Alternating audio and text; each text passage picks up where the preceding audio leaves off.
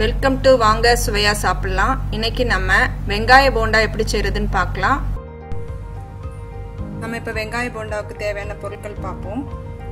பெரிய வெங்காயம் ஒரு மீடியம் சைஸ் எடுத்துருக்கேன். அதை கட் பண்ணிட்டு நல்லா கையால் இது பண்ணி விட்டுறணும், உடச்சி விட்டுறணும். அப்போ தான் அது நல்லா வரும். அடுத்தது 2 பச்சை மிளகாய் கட் பண்ணியிருக்கேன். நல்லா பொடிசாக கட் பண்ணணும், அப்போ தான் அது வாயில எல்லாம் தட்டுப்படாது. அடுத்தது கருவேப்பிலை, மல்லி இலை, ஜிஞ்சர், அப்புறமா கொஞ்சோல சோம்பு, ஒரு 1/4 டீஸ்பூன் சில்லி பவுடர், கொஞ்சம் உப்பு, இவ்வளோ உப்பு. இதை இப்போ நல்லா மிக்ஸ் பண்ணி கையால் கிளறி விடணும், பிசிறி விடணும்.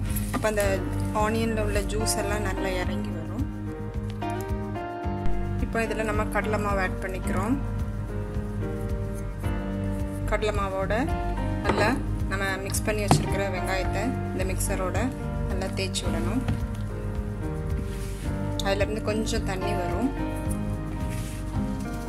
தண்ணி வந்து கொஞ்சம் கொஞ்சமாக தான் ஆட் பண்ணணும். இப்போ நம்ம இதில் இட்லி மாவு கொஞ்சோல ஆட் பண்ண போகிறோம். இந்த இட்லி மாவு ஆட் பண்ணும்பொழுது வடை ரொம்ப டேஸ்ட்டாக, கடையில் அந்த டீ கடையில் போடுற வெங்காய வடை மாதிரி பயங்கர டேஸ்ட்டாக இருக்கும். கொஞ்சோல ஒரு 2 ஸ்பூன்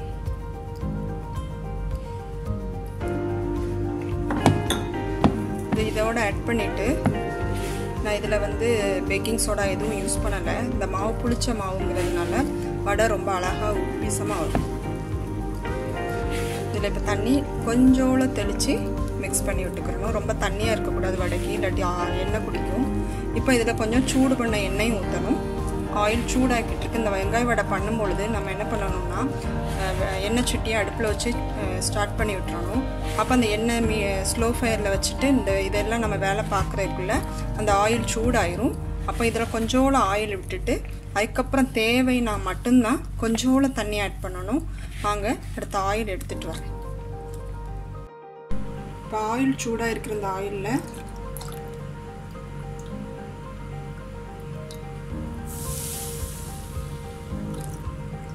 நம்ம வடை மிக்ஸில் ஆட் பண்ணிக்கிறோம். இதில் அடுத்து கை வைக்கும் பொழுது கவனமாக பண்ணுங்கள், சூடாக இருக்கும்.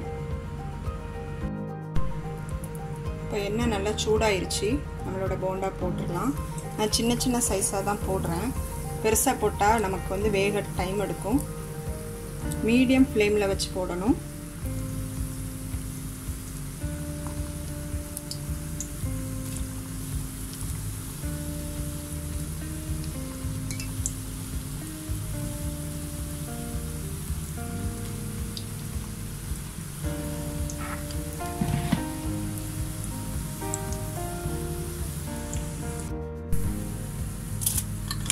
போண்டா இன்னொரு பக்கம் திருப்பி விட்டுட்டேன்.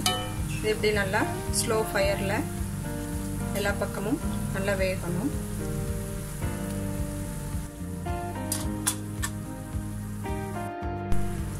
நம்மளுடைய போண்டா ரெடி ஆயிடுச்சு. இப்போ எடுத்துடலாம். பாருங்க, ஈஸியாக வேகமாக செஞ்சிடலாம். சர்விங் பிளேட்டுக்கு மாட்டலாம்.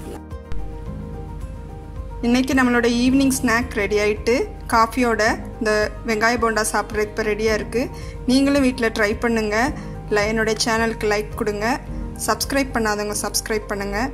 கமெண்ட்ஸ் கொடுங்க. தேங்க்யூ.